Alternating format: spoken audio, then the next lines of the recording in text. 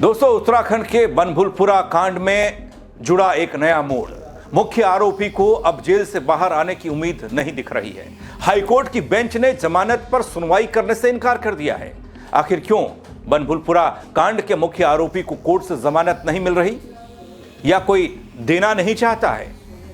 बताऊंगा आपको पूरी खबर अपनी इस रिपोर्ट के जरिए। नमस्कार, पहला मैं पंकज रौतेला, आप देख रहे हैं अपना उत्तराखंड न्यूज। दोस्तों, देश को हिला देने वाला कांड था बनभूलपुरा कांड, हल्द्वानी के बनभूलपुरा का। और जहां बनभूलपुरा में लोग बसे रहेंगे या उनको वहां से हटाया जाएगा, इस पर फैसला सुप्रीम कोर्ट को करना है। लेकिन उससे पहले ही इस इलाके में पुलिस की नजरें बनी हुई हैं। वहीं दूसरी ओर उत्तराखंड हाईकोर्ट ने इस मुख्य शहर हल्द्वानी स्थित बनभूलपुरा कांड के मुख्य आरोपी अब्दुल मलिक की जमानत प्रार्थना पत्र पर सुनवाई की। इस मामले में कई समय से सुनवाई वैसे चल रही है दोस्तों, काफी वक्त से चल रही है। इससे पहले कोर्ट ने नामजद कई आरोपियों को जमानत पर रिहा किया, आदेश दिया कि रिहा कर दीजिए। लेकिन पुलिस द्वारा मुख्य साजिशकर्ता बताए गए अब्दुल मलिक को कोई राहत नहीं दी। अब आपको बताता हूं कि कैसे अब्दुल मलिक नाम के मुख्य आरोपी की जमानत याचिका पर सुनवाई नहीं करेगा कोर्ट, समझिएगा। दोस्तों, मामले में जमानत याचिका पर सुनवाई के लिए गठित उत्तराखंड हाईकोर्ट की डिवीजन बेंच ने इस याचिका पर सुनवाई करने से इनकार कर दिया है। अब यह प्रकरण नई डिवीजन बेंच के सामने रखा जाएगा, जिसका गठन नैनीताल हाईकोर्ट के मुख्य न्यायाधीश करेंगे। इससे पहले भी इसी खंडपीठ ने मामले में शामिल सह अभियुक्त मोकिन सैफी, जियाउर रहमान और रईस अहमद की जमानत मंजूर की थी।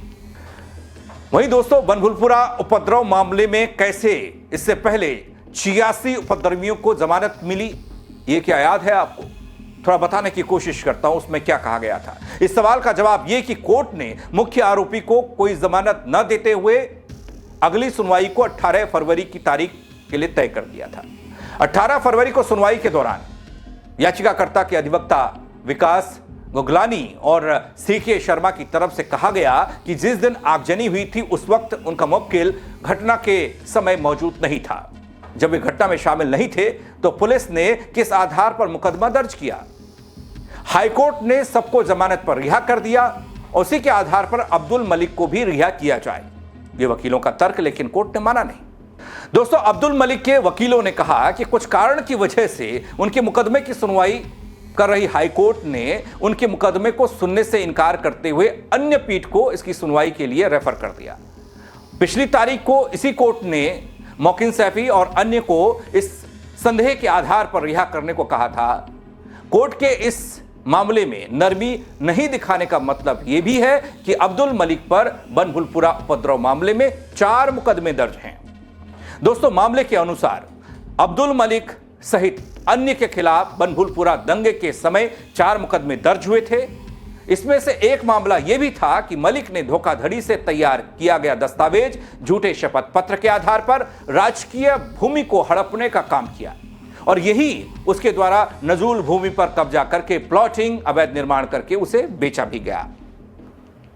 दोस्तों, जब जिला प्रशासन इस अतिक्रमण को हटाने पहुंचा था, वो तस्वीर कौन भूल सकता है। उस वक्त पथराव किया गया, बाद में इसने दंगे का रूप ले लिया और इसी दंगे में सरकारी कर्मचारी, पुलिसकर्मी, अन्य लोग घायल भी हुए, कई लोगों की जान चली गई थी। आरोपियों का यह कहना है कि उन्हें झूठा फंसाया गया है, एफआईआर में उनका नाम नहीं है, पुलिस ने उन्हें जबरन इस मामले में फंसा दिया, इसलिए उन्हें जमानत पर रिहा किया जाए। दंगे में शामिल कई लोगों को पहले कोर्ट से जमानत मिल चुकी है, जैसा मैंने आपको बताया। बनभूलपुरा में 8 फरवरी 2024 की वो तारीख है दोस्तों, जब हिंसा हुई थी और उसी दिन आगजनी हुई थी, बवाल हुआ था। पूरे देश की नजर हल्द्वानी के बनभूलपुरा इलाके पर आकर टिकी थी। ऐसे में जहां एक तरफ यह मामला और ये बनभूलपुरा को लेकर फैसला सुप्रीम दर पर है, सुप्रीम कोर्ट इसमें फैसला देने वाला है, और उससे पहले हाईकोर्ट में मुख्य साजिशकर्ता, जिसे पुलिस ने बताया, वो जमानत के लिए लगातार याचिकाएं दर याचिकाएं लगा रहा है, लेकिन अभी तक कहीं राहत नहीं मिली है। दोस्तों, हल्द्वानी के बनभूलपुरा मामले में काफी यह संवेदनशील मामला, संवेदनशीलता अब और ज्यादा बढ़ती जा रही है, क्योंकि आरोपी अब्दुल मलिक की जमानत याचिका पर हाईकोर्ट ने सुनवाई से इनकार कर दिया। अब अगली सुनवाई नई बेंच के सामने होगी, कब होगी पता नहीं। पिछले कुछ समय से सुनवाई दर सुनवाई हो रही थी, सह अभियुक्तों को जमानत भी मिल गई, लेकिन मुख्य आरोपी पर सबकी नजरें थी और मुख्य आरोपी पर ही कई गंभीर मुकदमे भी हैं। बनभूलपुरा हिंसा ने प्रशासन, पुलिस, आम जनता सबको परेशान किया और आने वाले दिनों में सुप्रीम कोर्ट और हाई कोर्ट की कार्यवाही पर भी सबकी नजरें हैं, क्योंकि यह मामला कानून और व्यवस्था के साथ साथ न्याय प्रणाली की संवेदनशीलता की चौखट पर भी अब खड़ा है।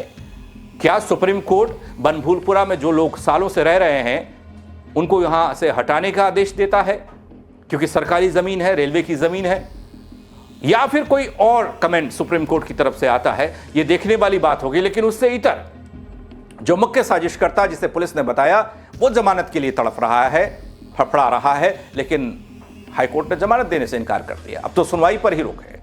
नई बेंच, नई तारीख और नई तरीके से सुनवाई।